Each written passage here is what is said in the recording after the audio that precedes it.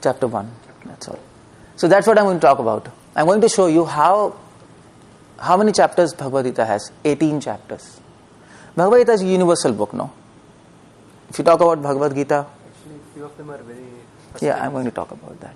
So, Bhagavad Gita, if you talk about Bhagavad Gita, people think it's a Hindu book, Hinduism.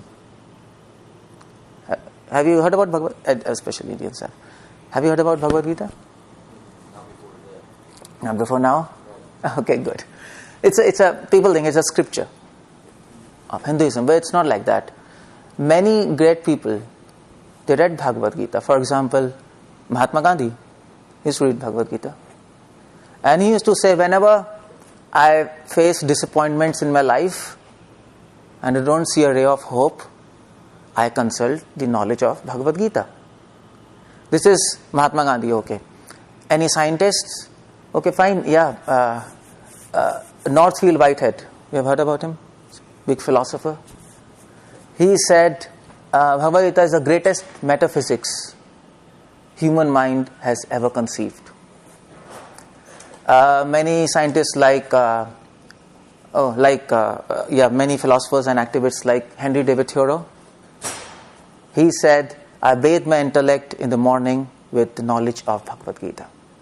Herman Hesse, he said that Bhagavad Gita is philosophy blossoming into wisdom. So these are scientists, these are people with intellect.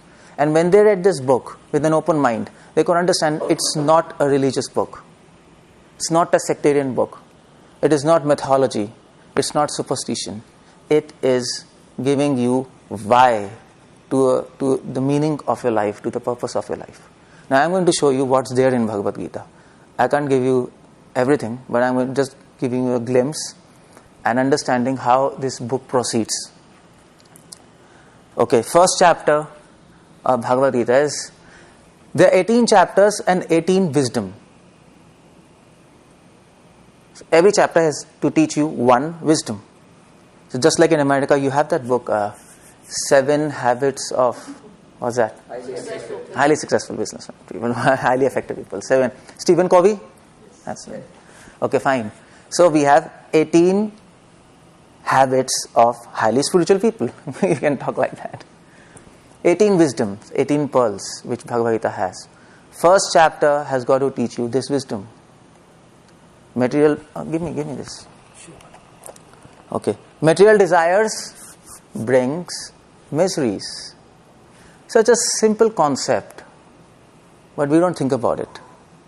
There's nothing religious about it. Is it? There are no symbols. There's no church, there's no temple, nothing. Material desires bring miseries. Now what do you mean by material desires? What do you mean by that? Material means matter. Matter. Things like table, chair, your computer, your cell phone, your body, that's made of matter. Material desires means desiring for matter. Simple. Now, if you think about it, what we are doing from morning to night, day to day, month to month, years to year, what are we desiring? Matter, isn't it? We are desiring food, that's matter. House, that's matter. Clothes, that's matter. Cell phone, that's matter. It's not Apple. Computers, that's matter. We are desiring everything matter. That's called material desires. And that will land us into sufferings.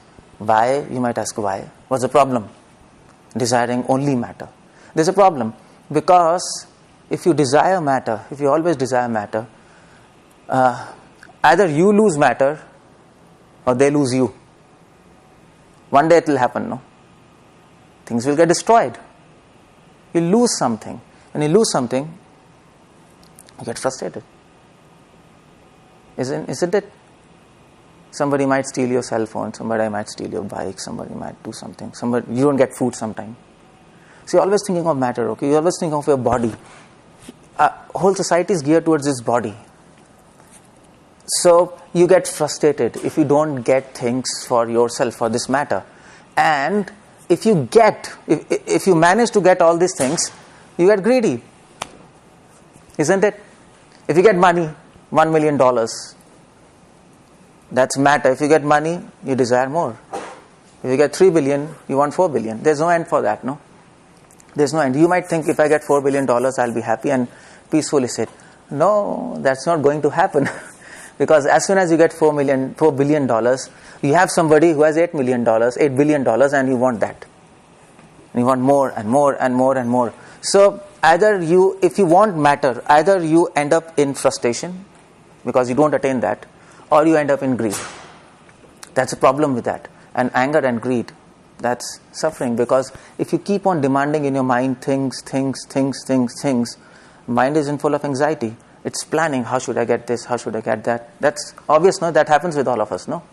And we get fear.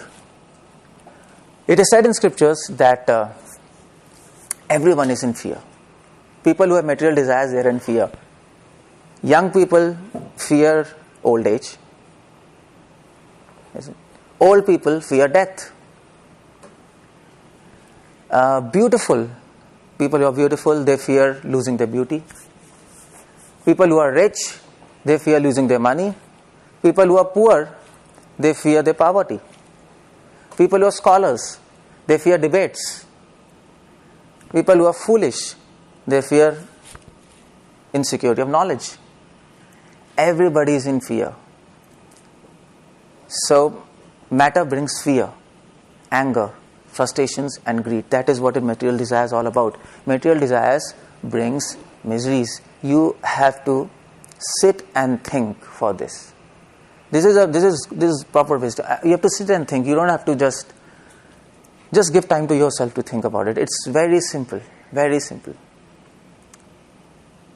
Do you understand? Simple, no? Simple.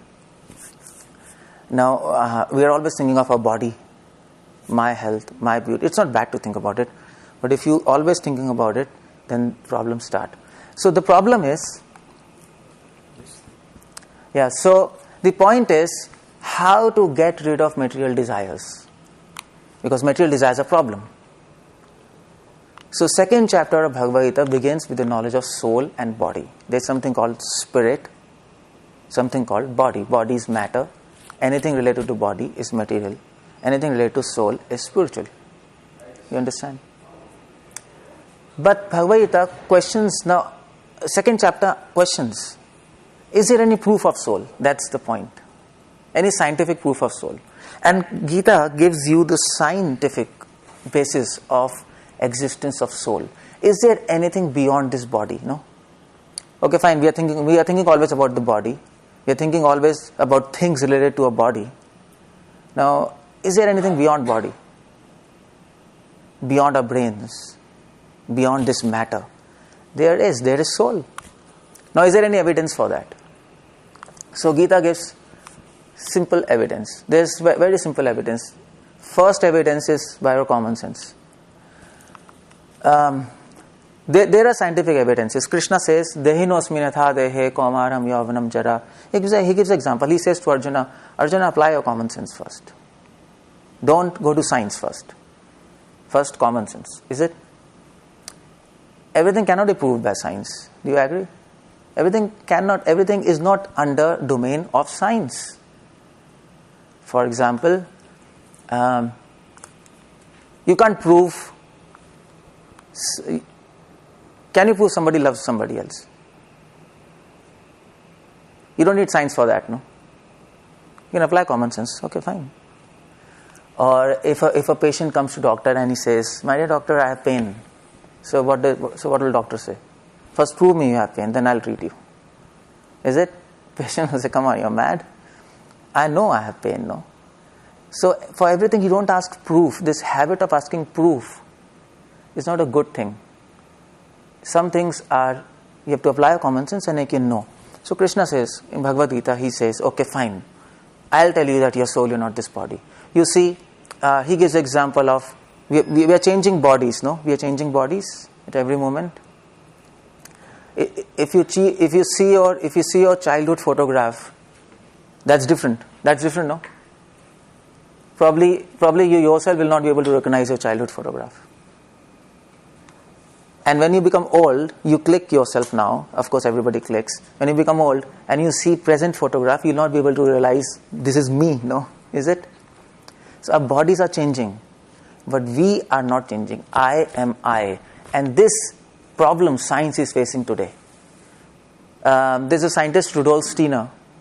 He said, according to science, every 7 years our body changes.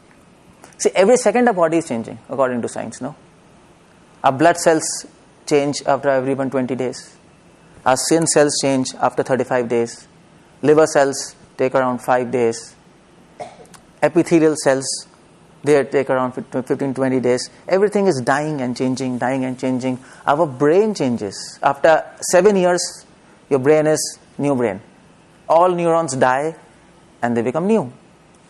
Every second, 10,000 neurons are dying and they regenerate.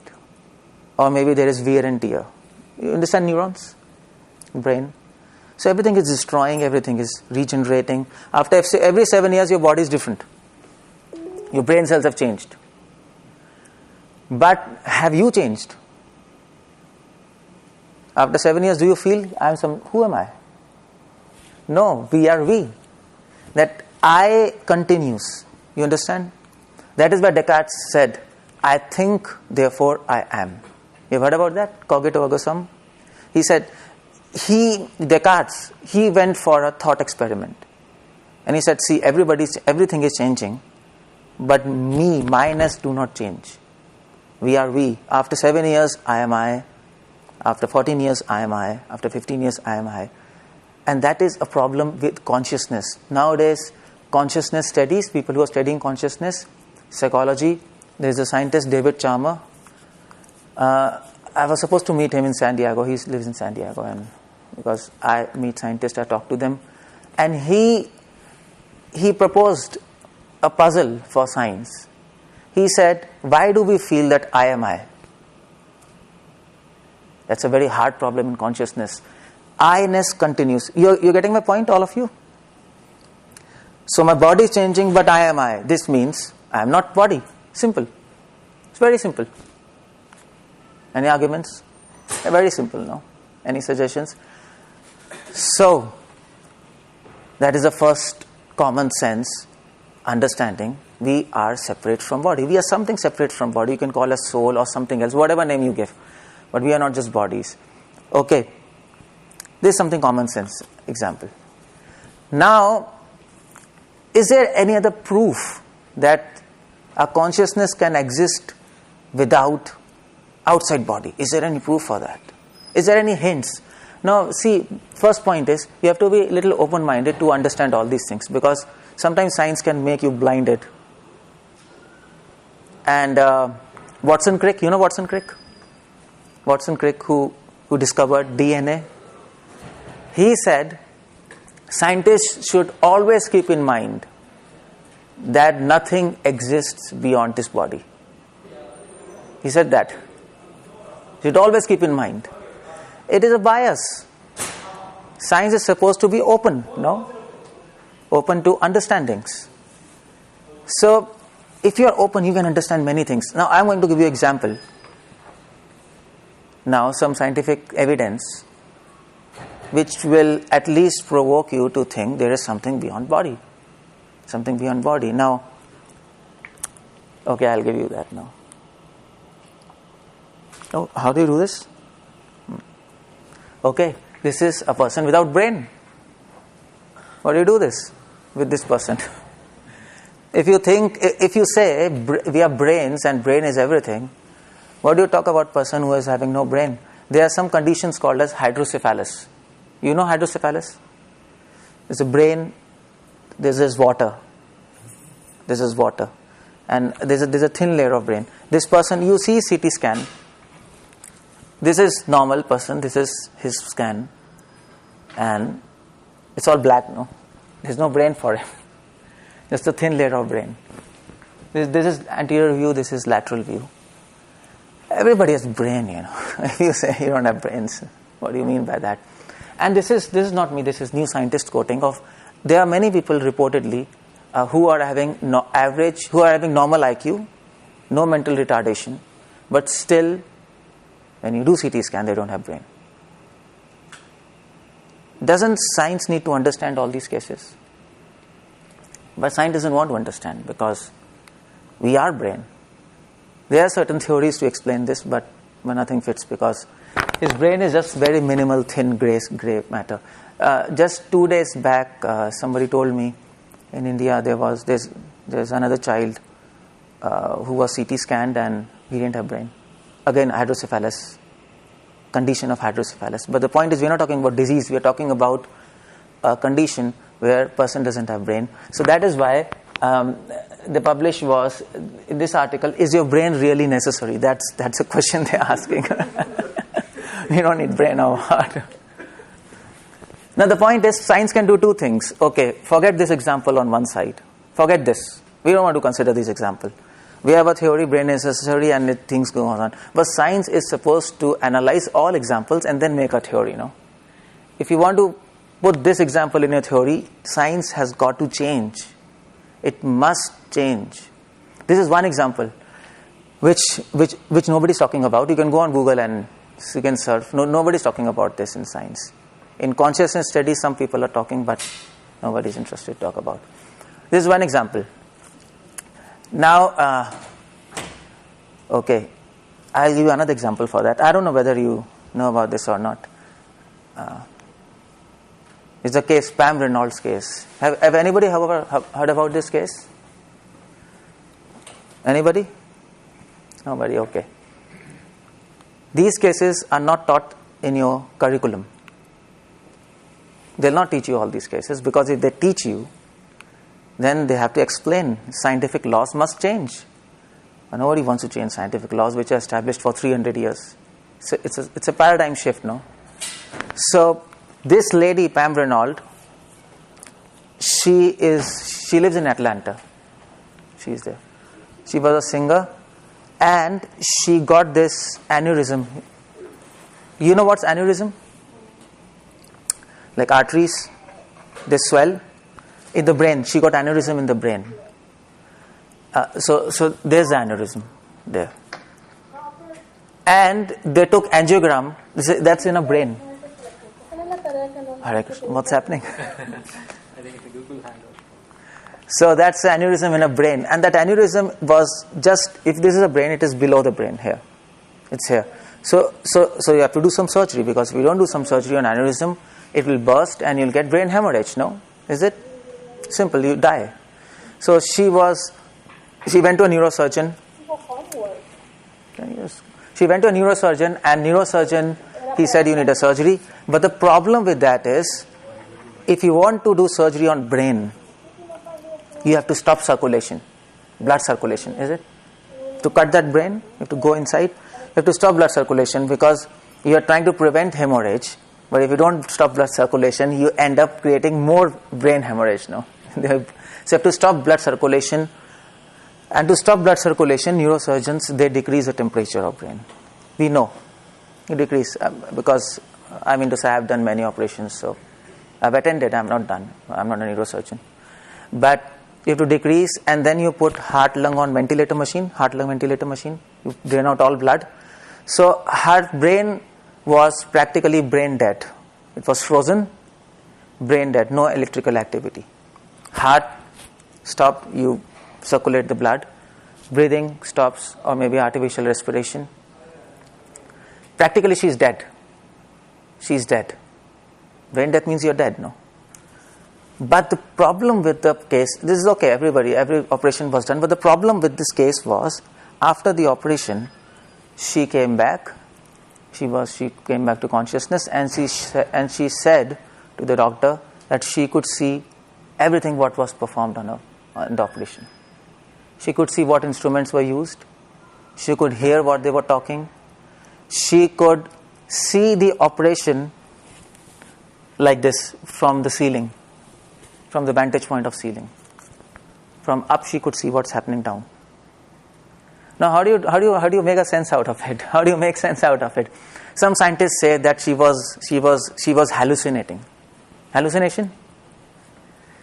But you don't hallucinate exact steps of a neurosurgery. You don't hallucinate that. People who take drugs, they know. I don't take drugs, but you hallucinate bizarre things, You don't hallucinate some systematic neurosurgery.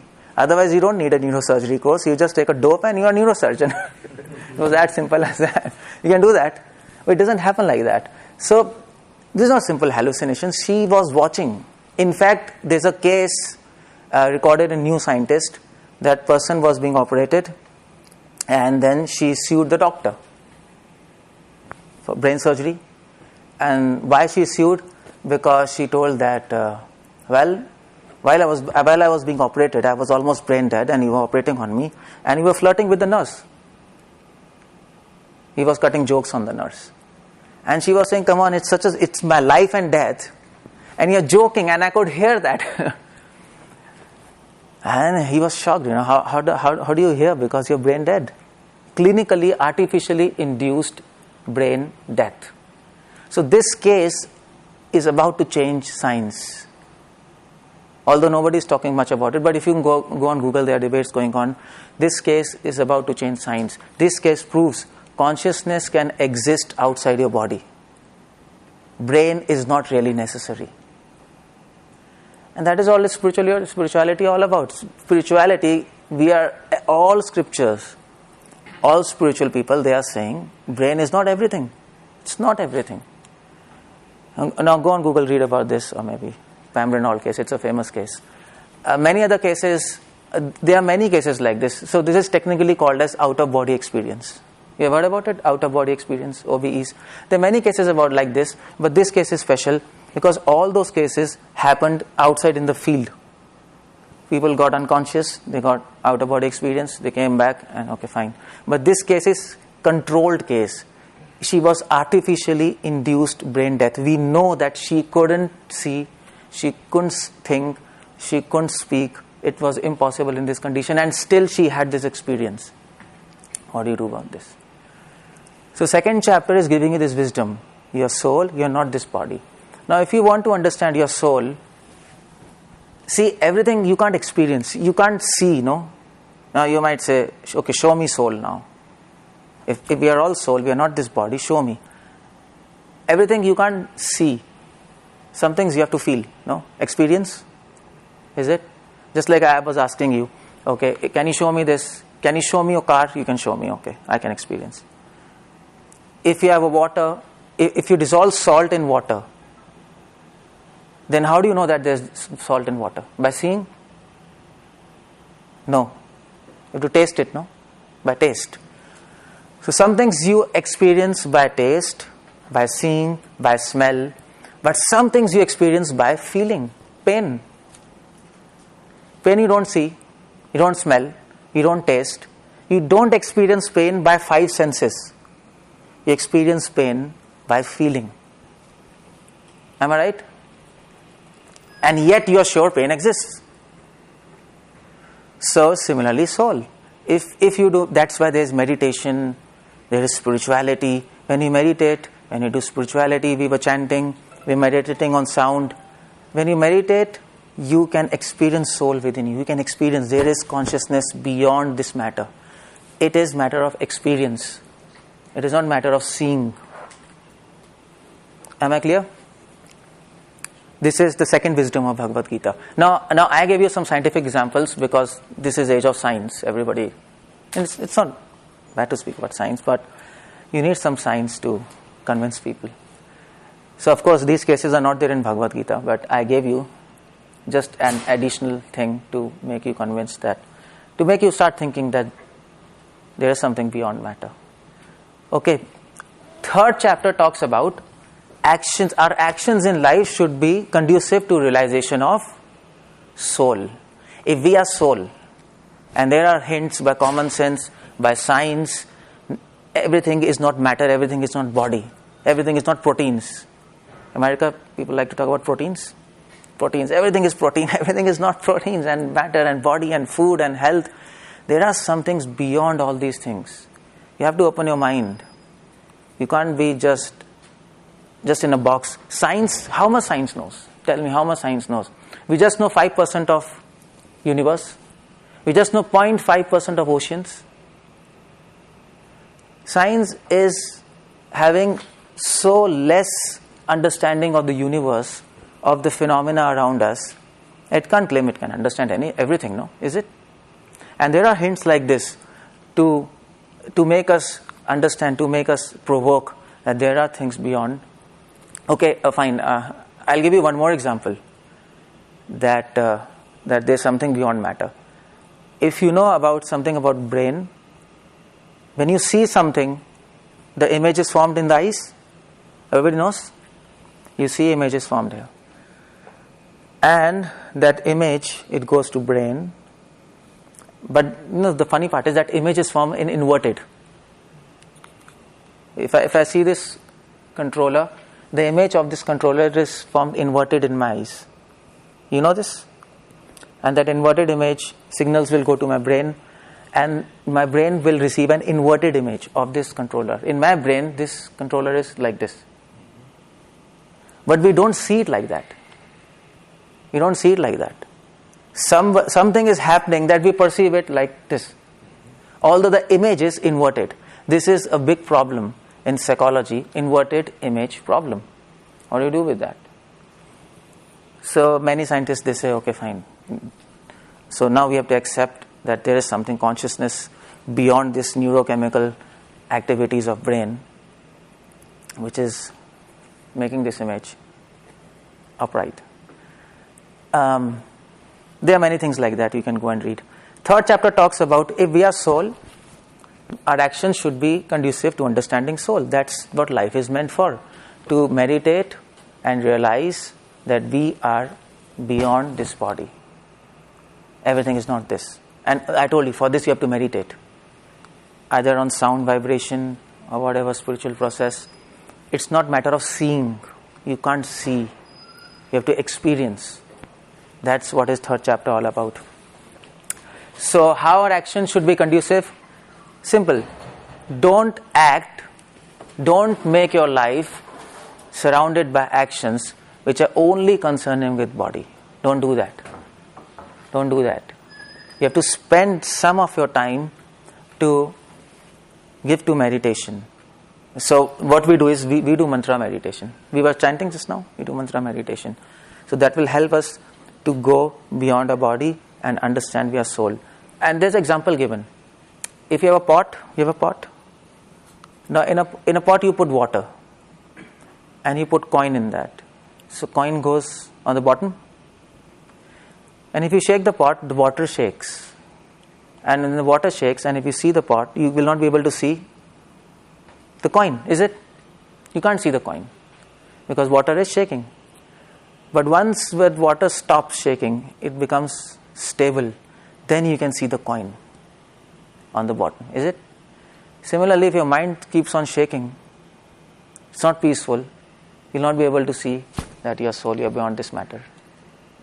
That is why you have to make your mind peaceful. You have to make your life in such a way so that it's peaceful. But if you're always thinking about matter, you cannot be peaceful. You are understanding me? Everybody? People who got late, I don't know. But if you're thinking on material plane, you're always disturbed. You keep on wanting things. This. If your mind is disturbed, it is like water is disturbed. And if water is disturbed, you can't see the coin on the bottom of the glass. Your mind has to be peaceful. Therefore, all spiritual practices, they demand that you should make your life you should make your life simple. You should not stuff your life with so much matter, so much stuff, and so many things in your life, so that you can't handle. And you are thinking, anxious. Then you won't realize you're your soul. Okay. The question is, why do we want to know that we are soul? What's the benefit? The benefit is, the fourth wisdom is, soul is full of eternity, bliss and knowledge. That's the fourth wisdom, Jnana Yoga. We want to know we are soul because soul has inherent bliss and knowledge, and that is why all spiritual people when they meditate, they experience bliss. Is it? Everybody says no. Why? Because inherently soul is full of bliss and joy and eternity. That's spirituality all about. And when you come on the platform of soul, you know who are you. Simple. You become happy. All your things, stuff goes on. A 5th chapter talks about simple living, high thinking. This is old wisdom, no? Simple living, high thinking. There are some people who are called as minimalist. You have heard about them in America, minimalist. Or they want to make their life simple. They want to get rid of stuff. So much stuff we have in our home, stuffed around us. So Americans, in America or in India also now, there's a lot of tendency to throw away things, use and throw, because we shop, we throw, we shop, we throw, and so many unnecessary things come, and people want to get rid of that stuff. So that is simple living, but that's not high thinking. They want to get rid of stuff because they're frustrated of things around them. Simple living, high thinking. Simple living, high thinking means don't entangle yourself with so many things that you can't handle. And then you don't have time to think about these matters. You don't have time to think about meaning of life. You don't have time to think about, is there something beyond body? So you have to make your life simple. You have to little modulate your life. But how to do that? How to do that? 6th chapter is talking about association with spiritual people. Simple. Simple. You have to associate. A man is known by his company. So if you associate with wise people, simple people, you get wisdom. If you associate with foolish people, you get foolishness. Is it? If you associate with people who are always talking about body, you become bodily conscious. If you associate with people who are always talking about spiritual things, you get spiritual ideas, spiritual wisdom. Association matters. That's why we are doing this program. Otherwise, what's the use of this program? Anybody can go on Google and do research, and it doesn't happen like that. Everything needs a teacher, is it? Like this university, you need a teacher, no? So if you want to learn maths, you need a teacher. If you want to learn chemistry, you need a teacher. If you want engineering, you need a teacher. But when it comes to God or spirituality, we don't need a teacher. Doesn't make sense. Everything you need a guide, you need a teacher, because there are many doubts you have to get solved. There are many questions, maybe scientific questions or spiritual questions. So 6th chapter is talking about associate with spiritual people. But now the question comes, if your soul, if you associate with spiritual people, and if you meditate, if you follow the process, you will come to understand your soul. But the question is, what is soul? What is the identity of soul? Now maybe many people talk about soul, but they talk about soul as if, okay, if you ask some mystic, what is soul? They will say it is indescribable. But that's not a description of soul, no? That's not a description of soul. I'm asking you description and you're saying indescribable. That doesn't make any sense. So, 7th chapter is talking about what is identity of soul. Many mystics, many spiritual people don't have answer for this. Either they'll say it's void, or soul has nothing to do, you can't describe. No, soul has a function, soul has an identity. So just like a body craves for matter, soul craves for, there's super soul or God. That's what Gita talks about. Identity of soul is connected with God. We have a relationship with God. There's soul, there's super soul. Now, I explained about soul. Is there any proof of existence of God? That's what Gita now asks. Okay, how do you prove that there's God? Now, you see, it's very simple. It's very simple. You don't have to apply rocket science in that. There is God. And if you keep your mind open, you can understand. There are only 2 theories which say there is no God. Evolution and Big Bang. You know about this, no? Big Bang and evolution. But it's very simple to understand that I was telling Big Bang theory says there was a bang and there's a creation, no? There's an order, systematic creation. But the problem with Big Bang is, I was telling, I attended a conference with the Nobel Prize winner, Vikram Singh. He was there. and I was with him. And he was speaking on Big Bang something, and he was talking about cosmological microwave background, the data. So I was just hearing, and then I asked. Then one boy from 12th grade, he has a question. He asked, "So, my dear sir, can you tell me what caused this Big Bang? What caused that bang?" And you know what he answered? He said, "You're not allowed to ask this question. You're not allowed to ask this question. You don't know." So Big Bang, okay, fine, there's a Big Bang. But somebody has to cause that Big Bang, no? That bang. And first of all, what exploded? Now science says nothing exploded into something. Seriously, that's science. Nothing became something. That's hardcore science. Scientists say that. But we don't have any experience that from nothing comes something. So, and there are many scientists who are now saying, who are now contradicting Big Bang theory. Big Bang theory is out. There are many books written, Big Bang never really happened, Big Bang under fire, bye-bye to Big Bang. Things are changing because they don't have any explanation. If there is a painting, there is a painter. If there is a creation, there is a creator. Simple. It's ABCD, that's all, finish. It's simple. Do you understand? Is there any rocket science? You have to do research in this or what? No. There's no research. Simple. There is a God. There is an intelligent being. You can talk like that. Either, see, you can choose two things. Either you can say, this word started from non-living thing. It's one option. Another option is, this word started with a living being. There are two options, no, that's all. But you have to choose. You have to choose finally. So what do you choose? You choose a living thing or a non-living thing. If you choose a non-living thing, then you don't have design, you don't have systematic order, what we see in the universe. You don't have creation. Because so that's what Big Bang. And evolution, what about evolution? You see, previous to evolutionary theory, people used to believe in God. Suppose if you take a flower is so beautiful, no? Is it? And it's ordered, all petals are of same size. So people used to wonder how this beauty and how this order has come about. Then evolution theory came, and it said things evolved. Now, how to explain evolution theory? Genetics, is it? So this order and beauty comes from genes. It is all genes. But now, so I've written a book, Science Fails to Explain Life, and now scientists are puzzled by genetic theory. Genes are not sufficient to explain order and beauty in this universe.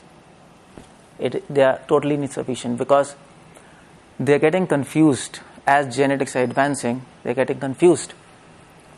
For example, grapes are having more genes than humans.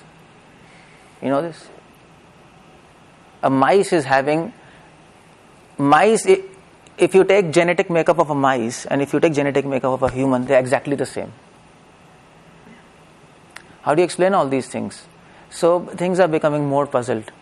And by the way, there's a question which has no solution for that. What about information? Genes have information, okay. Now how do you make a beauty and order? You need some information, you need a code. Who has put information in genes, in genetic code? Somebody has to code, no? Am I making sense? Why do you all keep quiet? Why don't you have to say something? I can. You all know genes. I'm not talking about this genes. I don't know whether you know, understand or not. We are talking about genes which are in cell. So if genes has to make order, has to give order and beauty to this universe, they should have some information. And information has to be coded in the genes. Who has put information in genes? Nobody has any idea. Just like matter and energy cannot be destroyed, cannot be created, information cannot be destroyed, cannot be created, that's science. There's a third law, a fourth law. Law of information, everybody knows that. From where that information comes? It can't exist just in air. No, information needs intelligence. No, information cannot be without intelligence. Information is semantics and not syntax. If I throw some letters here, A, B, C, D, E, F, G, nothing sensible will come out. Some intelligence has to arrange in sentence. So information demands intelligence, and that's how you prove existence of God. There's information in genes. From where? It can't evolve. Information doesn't evolve. You can't create information. So existence of God is quite simple, just like existence of soul. It is. If you open your mind, it's simple. There is something intelligent being above us humans. And chapter 8 talks about earning God's grace. That's what chapter. This is. See, many people talk about spirituality without God, because God means religion. People think, but God has nothing to do with religion. Religion term itself was founded. It is a very late. This word is technically coming from Greek, or maybe religere means faith. Of course, there are many bad things happened with religion, crusades and so many things. No, people blame religion, but at the same time, people don't see good part of the religion. No, everything. I mean to say, this society, there are so many bad things happening. Your factories, suppose industries, they are creating pollution. Is it? So all industries are bad. Is it? That's my conclusion. No, you control pollution, and you keep industries. So if something happened in religion, all religion is not bad. You control the bad things and keep the good things. It is as simple as that. You can't blame religion for whatever wars were happening, so many people died, Holocaust or crusades or whatever you want to put there, terrorism. That's the problem with people who understand religion. It's not with religion itself. So, spirituality is to do with soul and God, both. You may call it as spirituality or religion, whatever you want, but it's not sectarian. The purpose of human life is to earn God's grace, because without God's grace you will not be able to realize your soul. Now we know we are soul, we have knowledge, but we don't have realization. Is it? Realization and knowledge are very different things. For example, if I ask you, if a lion will come in if you allow a lion to come in this room, what you will do? What you will do? Run or talk to him. Okay, fine. You know what? Small babies, small children, they keep on thinking in their mind. No, small children, they keep on talking to themselves. So if you ask children, if a lion comes, probably he'll say, well, I will. You know what I'll do? I'll stand on the table, and then show him a gun, and then make him fear and afraid him, and then some kind of ideas he will have. But when real lion comes, then what's going to happen? You'll not be able even to run. You know what? You can't fight. You can't have flight. You'll freeze at that moment. Real situation is different than simply mere theoretical knowledge. We think we'll do this, but when circumstance comes, we can't do anything. We think, exams we'll answer all questions. But when we face the examiner, we forgot everything, no? It happens like that to all of us. That is realization. Examination is realization, how much knowledge you have. Before that, you can think whatever you want, but you'll not be able to do at that time. Similarly, realization of soul is different. Knowledge is different. To realize your soul, you need help. You need grace. That is why in spirituality there is role of God. Without help, we will not be able to understand we are not this body. We are soul. That realization will not come. It's difficult to have that realization. Very difficult. So 8 chapters speaks about earning God's grace. 9 chapters says, okay, how do you get grace of God? By service. You have to serve Him. Simple. How do you serve Him? Very simple. It's not a big thing. How do you serve Him? Just like now you are serving God by hearing about Him, no? That's service, no? Service means you are spending your time. That's service. Service means you are doing something for that person. So you're spending time. Just like we were chanting the name of God. Yeah. Just like you were saying earlier about thinking outside of the body. Yeah. Box, Yeah, right. Form of service. Yeah, okay, fine. That's a form of service. Yeah, that's the first step to service. Yeah, good.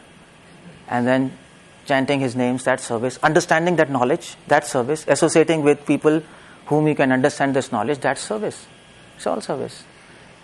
And it helps us. That's 9 chapter talking about. And if you... Now many people talk about God, but they don't have information about God. Who is He? So 10th and 11th chapter is talking about God is supremely powerful. Omnipotent, omniscient and omnipresent. You have heard about it? Creator, maintainer and destroyer. That's God. Google is also omniscient. If Google can be omniscient, God can be omniscient too, no? A stupid, simple machine can be omniscient. Why can't God be omniscient? It's not a difficult thing to understand. Simple. He's much more powerful than us. So, but the point is, 12th chapter talks about God is also sweet. It's not just power. It's not just surrender and power. No. God is having both qualities. He's sweet and powerful.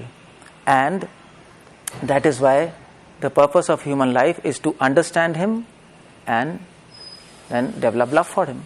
That's the purpose of human life. Okay, this is not 44, this is 14 chapter. It's a maths problem, typing problem. So 13, 14 chapter talks about when you do meditation and you try to understand who you are and you serve God and you try to understand who God is, there will be some obstacles. Is it? Anybody who has tried meditation, they know. There are 2 obstacles. 13 chapter is talking about obstacles within yourself. 14 is obstacles outside yourself.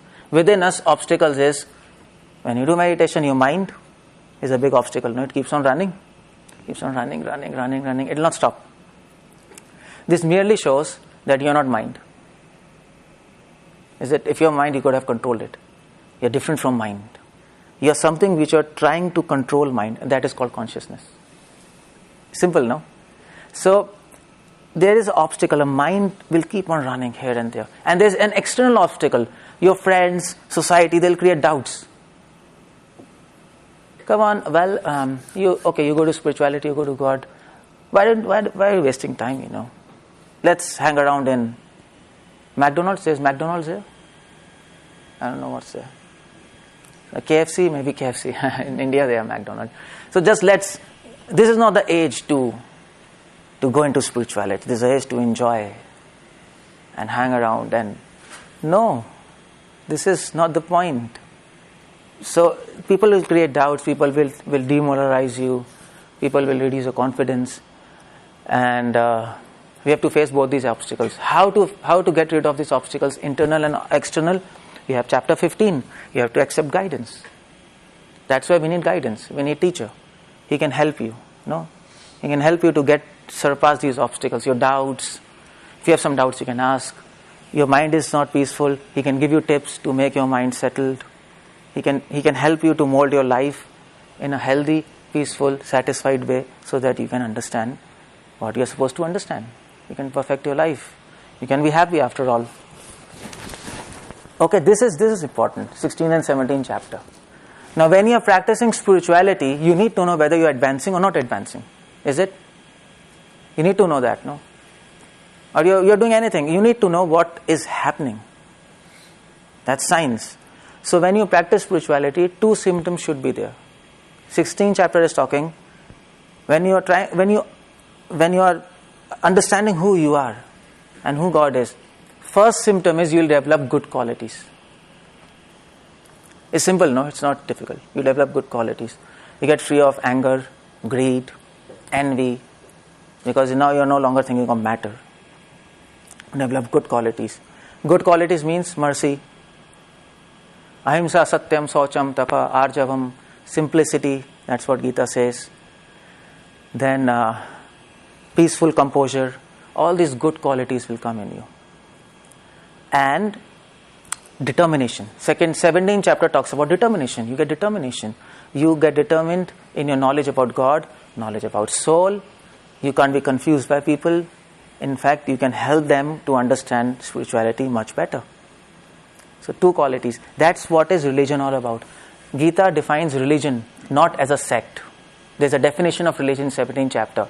Swabhav adhyatma uchyate. Religion, spirituality, all these things have to do with change of your nature. If your nature doesn't change, what's the point of doing anything, no? Okay, I'm practicing spirituality. So what's the result? You're the same person all along, Nothing changes. That's not spirituality. And 18th chapter summarizes, and it requests you to search for the meaning of human life, that is to understand who you are and who God is. This is what is Bhagavad Gita all about. Thank you very much. Is there any questions now? I summarized everything. Yes? I have a few questions. Yeah. No problems. You can ask me. Okay. So, initially you made a statement saying science does not change. Like you provided several points saying, science does not change to this new evidence. But that's not the case. If you have sufficient evidence, science will always change. That is the point of science. Yeah, that's what I'm saying. But science is biased on the fact that there's nothing beyond matter. No, science is not biased on that. No measurable. If it has to be measurable, there are certain tests that science has. Well, I think you came late. You were talking about near-death experience. Yeah, and no, but I gave evidence of man doesn't have brain. What do you do with them? I was not there. There are some evidence. I showed a scan. Some people who don't have brain. It's not really But still. that it doesn't. It's just condensed. Yeah, It's so on the sides. no, but So it does not mean that there isn't any material stuff there. It's just that those neurons are compressed and maybe... No. Brain has grey matter and white matter. Now this person, he doesn't have white matter. There's just grey matter, thin layer. So he doesn't have an important integral part of brain. White matter is not there. Corpus callosum is not there. Just grey matter. And we all know by science, there are many functions which are attributed to white matter and corpus callosum. It's not there. Nobody is able to explain but this. The grey matter that holds the memory and basically the... No, grey matter doesn't hold memory. Grey matter only holds external psychological functions. Functions of hearing, seeing, all this memory, vital functions are in white matter, in the medulla oblongata white matter, it's there. It's not there. Feelings are there in hippocampus. White matter, it's not there. How does he feel that? So the person has no white matter. Yeah, he doesn't have internal white matter in But between. still the person is able Yes, still he can do. So it's not that his brain is compressed. He is missing a component. Huh? I can open that slide. It's here. It's here. You can see. It's here. It's here. He's having no grey matter. This. He's having no white matter. There's white matter. This here. This is for limbic functions, for emotions, for feelings. But still he has. It's not his brain is compressed here. He just have grey matter, thin layer. That also thin layer. Well, the question is your brain really necessary, right? And the question is for what? Like, is he going to play a game of chess? Then probably not. But can he just have like a life in a dark room, just his Who? Well, it says there He says, I have written, his IQ is almost average. He is a student of Harvard, by the way. Oh, okay. He is there, he's a student of Harvard. And Does it speak about Harvard? yeah. No, he's a quite normal guy. What do you do with it? So that's... Okay, there is probably something to that. So that's what I was requesting, Science should be open. It should understand these concepts. It will be. There will probably be more studies that will be done, and there might be something that will come out of it. Yeah, okay. If there might be something, then science should teach also. Science should not say that everything is brain, everything is matter. We should be open to theory. You can't expect, this came out in 2007, and Yeah. you So- can't expect the most cutting-edge science to be taught in schools. Okay. So science should not say that there is no soul, no consciousness outside body. He should not say like that. Science doesn't Makes say a that. claim that Well, many scientists are... that is their personal opinion. Yeah, As a it's science, primitive. science can never claim that there is no God. Or there's Okay, no so it should be taught in our curriculum. that Why it's not could be there? possible? Huh? That soul could be possible? Yeah, why not?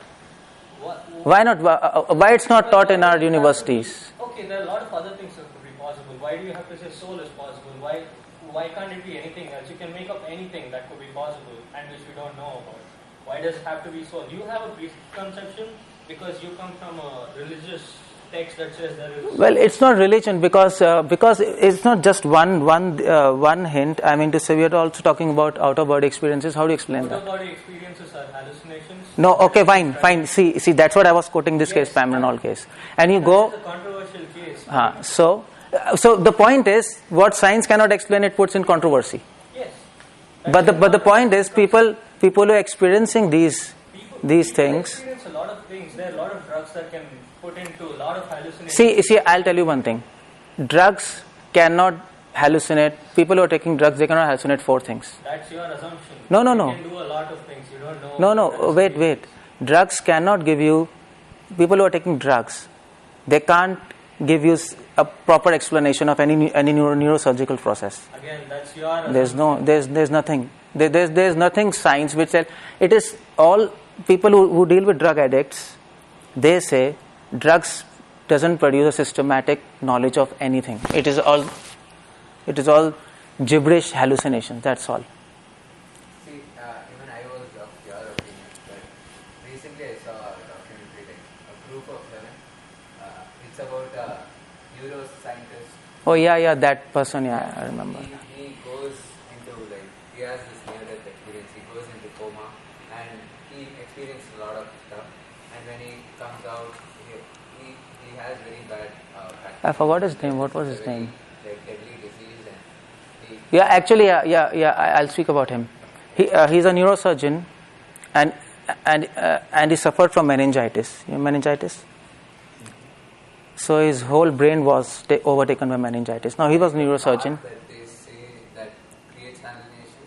That part of me was affected. When he came out, his doctors were like, "This must be a hallucination," and he was also convinced by that. But then when he went back and looked at the part that creates what doctors say that creates hallucination, that part was itself affected. So there is no possibility of that being affected, that being hallucination. So he researched on that and you can have it. So there are things, which point out towards something that consciousness can work beyond matter.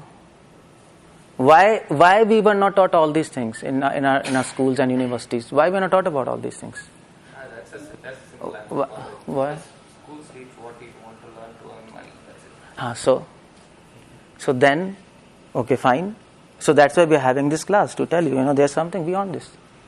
Yes, If it is all money, then what's the point? Well, I mean, Bhagavad Gita and those things were the curriculum in India, 200 years back Yeah. 500 years back, because Why? Because that means to see how Industrial to revolution happened and everything changed after that. now people just want everything changes, yeah. But if there are some hints that there is consciousness working beyond matter, it's not just hints. People all around the world who are practicing spirituality, they're experiencing also. It's not everybody cannot hallucinate. I mean to say, everybody is not mad, and it's not a conspiracy that we want to make people deluded. No, it's not like that. There are people who are experiencing it. Now I just told that soul can be experienced. It can't be seen or tasted, just like pain. So you experience. There are people. There are some hints. There are evidences.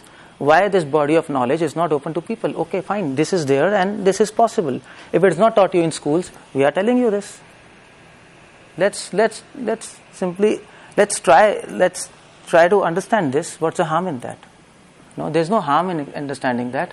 And yeah, I mean to say, and if we understand, we are soul, and if there's a possibility, there's a soul, and if we follow the process, see, everything you have to follow the process. Suppose if you go to a cyclotron Fermilab, and you ask, okay, fine, can you show me quarks? Well, he will tell you, fine, first you have to take some training for 10 years, because if he shows that plate of quarks, that magnetic plate, we'll say, come on, what's happening? It's nonsense. There are some bizarre lines, no? That's what, we can't see quarks. To interpret that result, we need a lot of training. Similarly, we need some training If you follow this process, you will realize that you are not this body, you are consciousness, you are separate from matter. And there are people doing that. What's the problem in that? And if you do that, then if you are on spiritual platform, you'll be more happy, more self-contented, because now you are no longer working for body now. You're no longer working only for matter. Is it?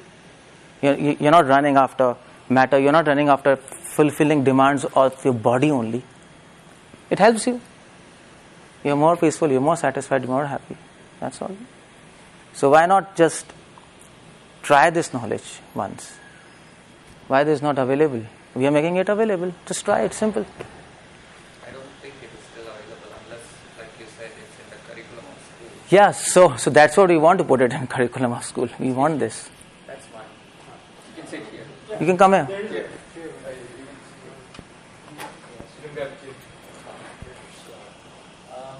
So you were talking about evolution and Big Bang. Yeah. What you're saying essentially is there are some things that evolution cannot explain or Big Bang or people don't know yet. And you're saying so God did it. No, I am not saying this. Because there is a soul. It's just that people don't know today.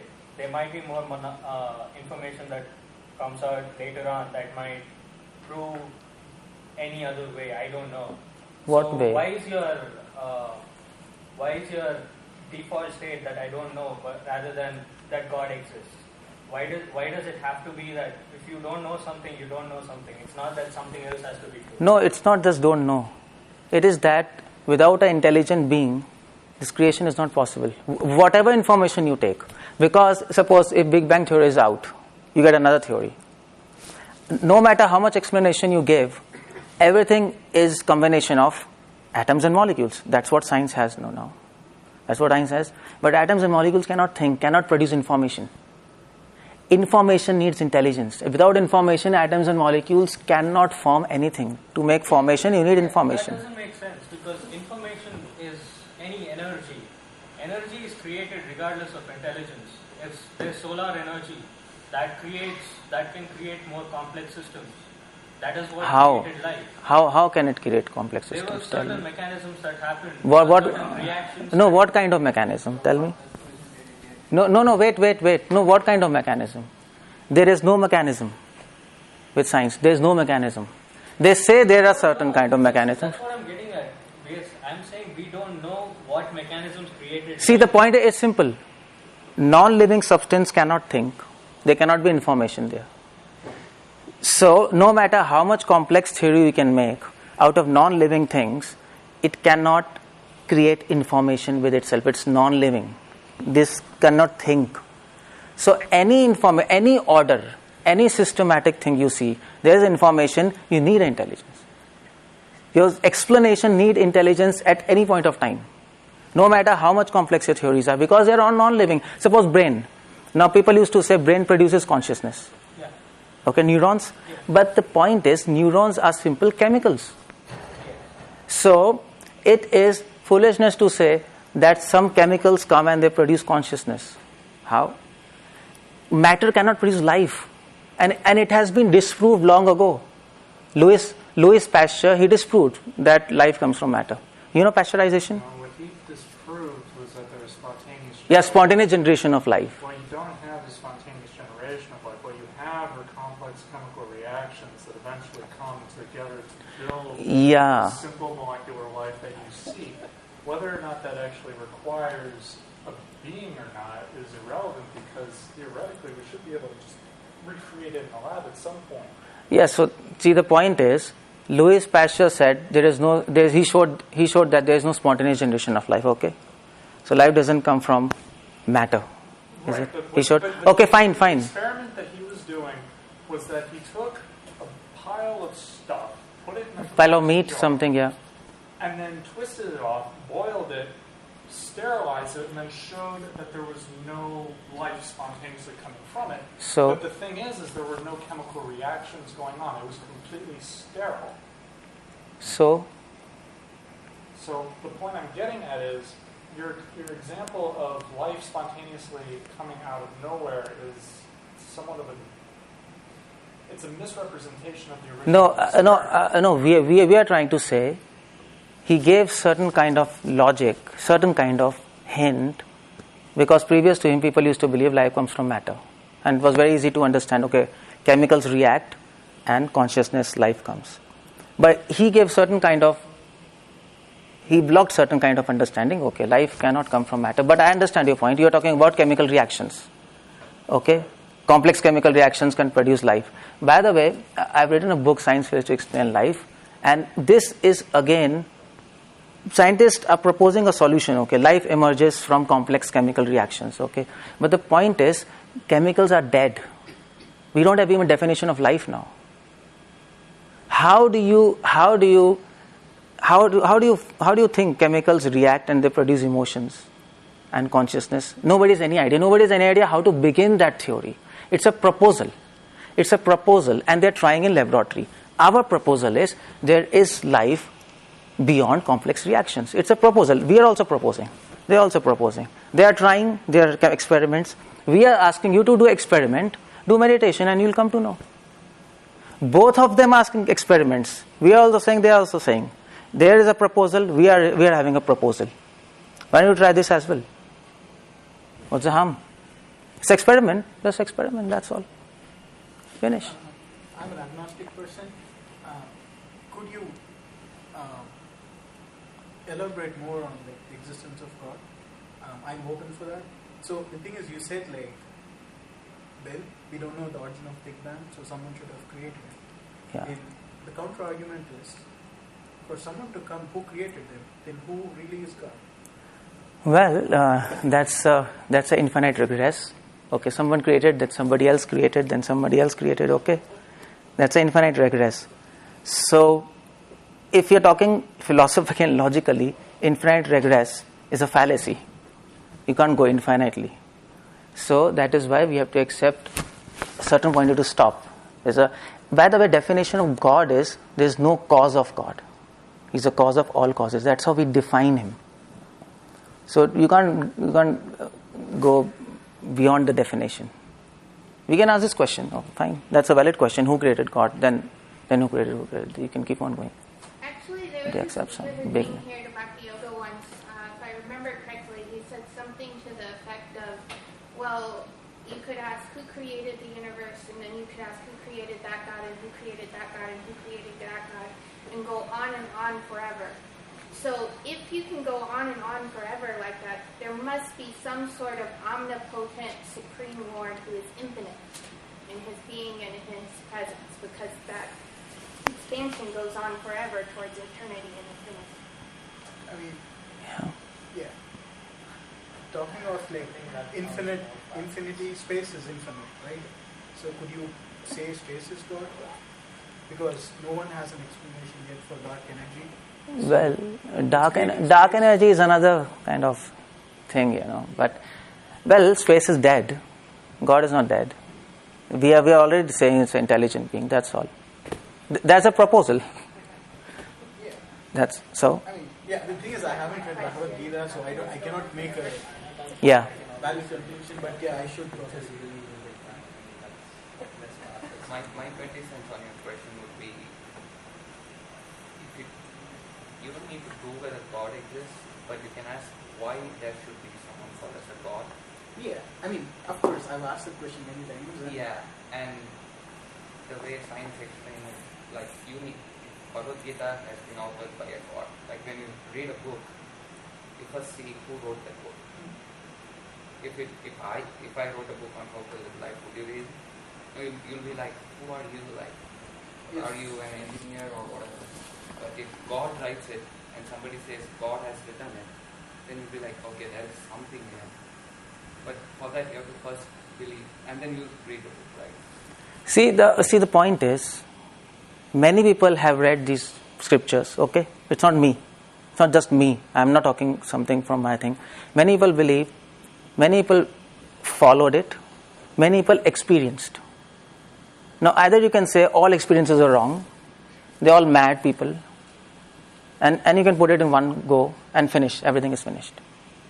But the point is, if these books are there for so many millions of years, people are following, people are experiencing, then why don't we give a try? And they're happy, they're satisfied in life. People who are not following these things, they are not happy. They are so frustrated. They are always full of anxiety. So that's what Prabhupada used to say. That's why these books are saying, try once. And either side there's a proposal. It's not that science knows that life comes from chemical reaction. Nobody has any idea how to even begin experiments to show that life comes from complex chemical reactions. Nobody has any idea. Nobody even knows how to form an equation for that. It's just starting, it's beginning. But at the same time, there are some hints that... Fear of everything is ongoing, you said. Yeah, it's going on, no? So the point is, one way is you can just keep on ongoing, and you die and finish.